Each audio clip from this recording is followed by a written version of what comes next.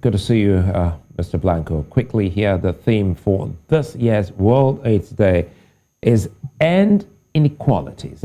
End AIDS, UNICEF is warning that a prolonged COVID-19 pandemic is deepening the inequalities that have long driven the HIV epidemic. Now, can you shed more light on this, Blanco? That's correct. Thank you very much for inviting us tonight. Indeed, COVID-19 has put a lot of pressure in the health systems and in the capacity of the health systems to deliver the services that the people need. So a prolonged pandemic is resulting in disruption of services, and we are seeing this across many African countries, including Nigeria. So what we are seeing is like less access to treatment, less access to diagnosis of HIV, etc. And the result of this is that the number of infections of HIV, and especially on children, are increasing. We have one child is getting infected in Nigeria every 30 minutes of HIV. And the situation is worsening since COVID-19 started. Well, that's a scary report. But again, let's go back to statistics, which the United Nations showed in 2020, Sub-Saharan Africa accounting for 89% of new HIV pediatric infections and 88% of children and adolescents living with HIV worldwide. That's mind-boggling, with adolescent girls 6 times more likely to be infected with HIV than boys. So what's fueling this statistics?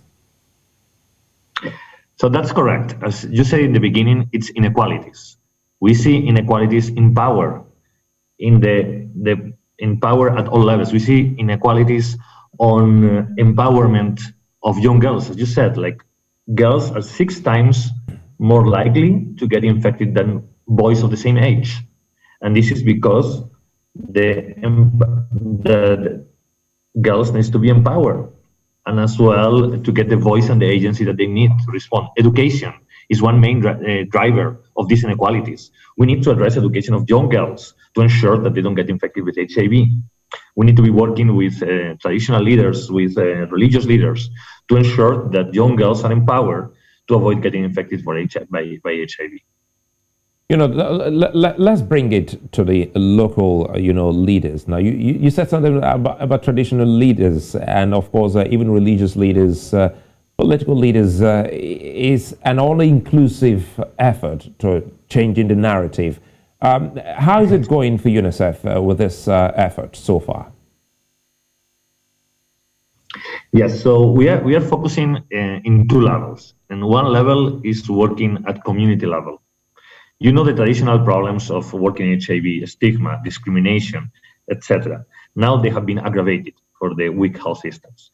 So we are working at community level to try to empower young women to go to health facilities, to come back to schools, to get economic opportunities.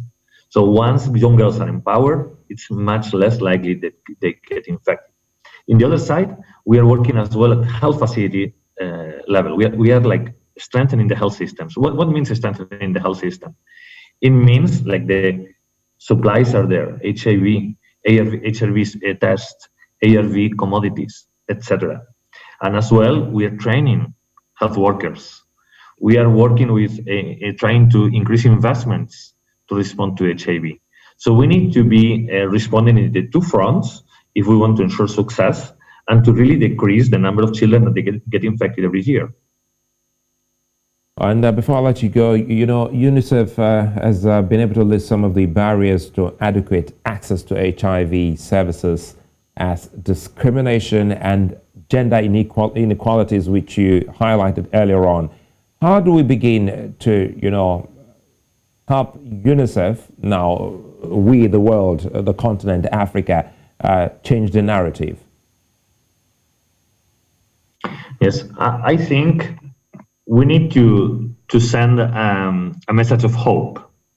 COVID-19 has been a big disruptor of the response to HIV, but as well as an opportunity, right? We are seeing now how the world is evolving very quickly, new vaccines, new treatments, how we are seeing unprecedented efforts to respond to a new epidemic. HIV/AIDS, we discovered it 50 years ago, right? And progress has been amazing, but it still is not enough. So I think what to change the narrative, what we need to do is saying, yes, we can actually be successful as we are showing with the COVID-19 response. So I think how Africa, how Nigeria, how the world is changing to HIV, it's changing, and we have a real opportunity here to change the narrative, to mobilize investments, to mobilize the population around the SDGs, and to try to end HIV within one generation. Well, Eduardo Blanco, many thanks for your time. Thank you.